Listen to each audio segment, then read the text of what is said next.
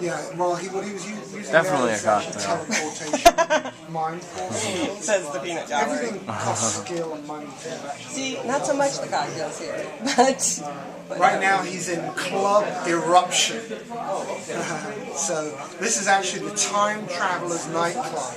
Once everybody learns how to time travel, we expect they'll be hanging out here, trading, like all the new people that are time traveling.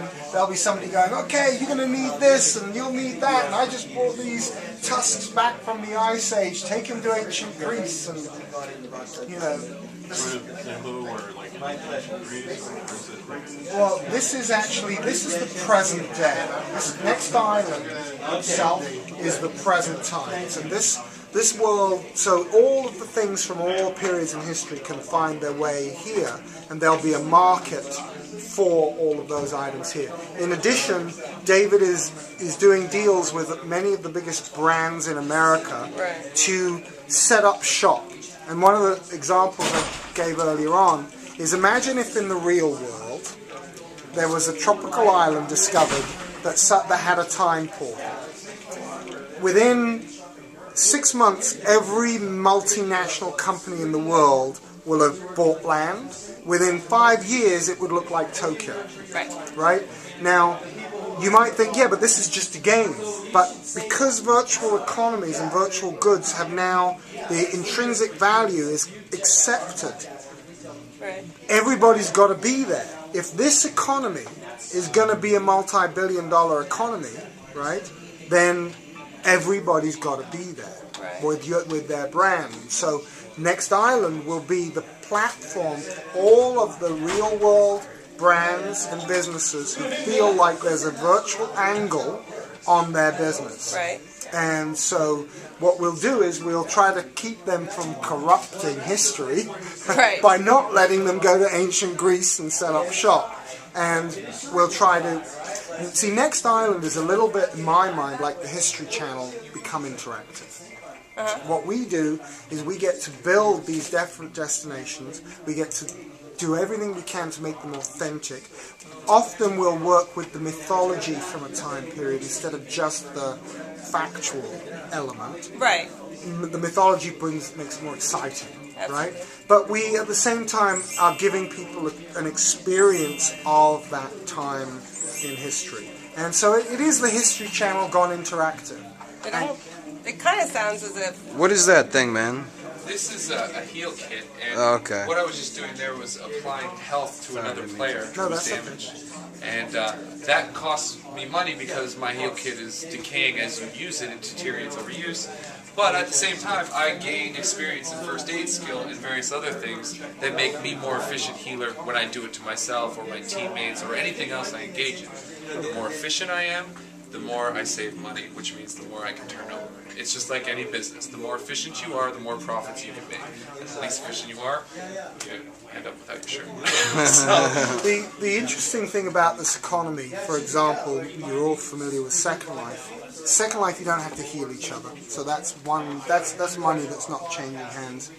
We've worked out that, and this is my estimate, so you know, that basically the average person will turn over 50 times more money in the course of a day in here than they do in Second Life, which means, and that money isn't going to one person, they're actually buying, trading, interacting with other people, which means there's 50 times more opportunity in this world, on this platform.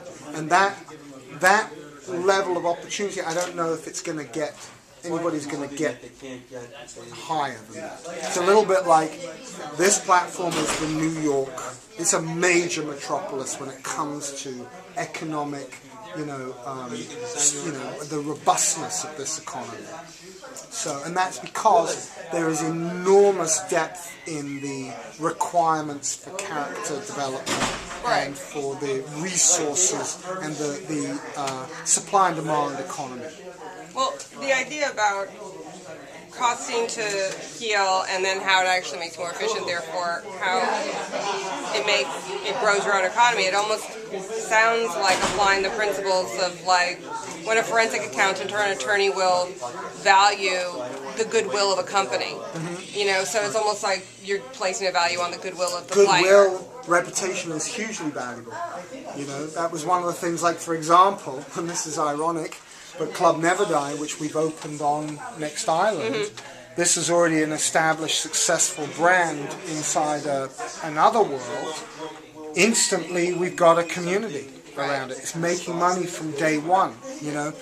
It's actually equally as controversial, because other people are mad that a brand will travel, you know, but it's actually, we're proving it on this platform, which is pretty amazing. And by the same token, I think that we would find if we introduce McDonald's and we introduce Burger King, the same preferences are going to apply even if the burgers have the same impact on the avatar.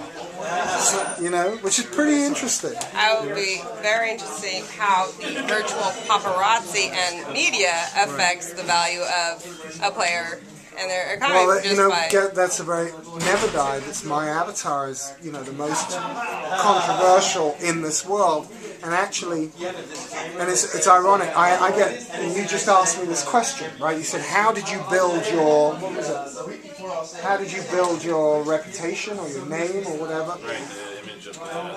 Yeah, well, for Never Die, it was a combination. First of all, of putting out a record that became popular, but then people loved it, and then I do something and they hate me. And then so on the forums, they love me, they hate me, and basically the more as painful as it is, the more they keep talking about it, the more, so by the same token. So you're the Lindsay Lohan of Next Island. Right, and so how does the paparazzi affect it? Well, maybe right now we don't have a huge market for screenshots, for example, but certainly the people that start threads on the forums, which maybe that's the equivalent of the paparazzi, are actually feeding the fame of those controversial avatars. You know, so it's kind of interesting. It's there. It's inevitable. When it comes to vehicles, it's you can get a helicopter and that truck. You can have helicopters, boats, trucks. We're building. I mean, Next Island is going to have its own line of off-road vehicles. We may introduce some time machines. And are there dealerships? Right now there's. Right now, it's very early. Vehicles have been in for like 2 or 3 months. So what you've got people that are the manufacturers, right? So nobody yet has really established a dealership brand, okay? But you can bet they're going to come. Absolutely. Right? Yeah. It would make sense to. Yeah. And the great thing is that, we're going to be developing Next Island specific vehicles, but there's going to be guys importing vehicles from other worlds. Of course. So Michael's showing you how you can fly a boat off a mountain. That's what you learn. So. Well, we're done with that one. Does he actually carry all those vehicles on? Yeah, but you've got a weight limit. So if you actually carry a vehicle, it really screws your gameplay up. So what you're going to have to do then is they haven't introduced diving yet. Michael, what are you doing? They got swimming. He's having fun. What's interesting here is, for me, I always find when I go swimming, I just feel like it's almost refreshing.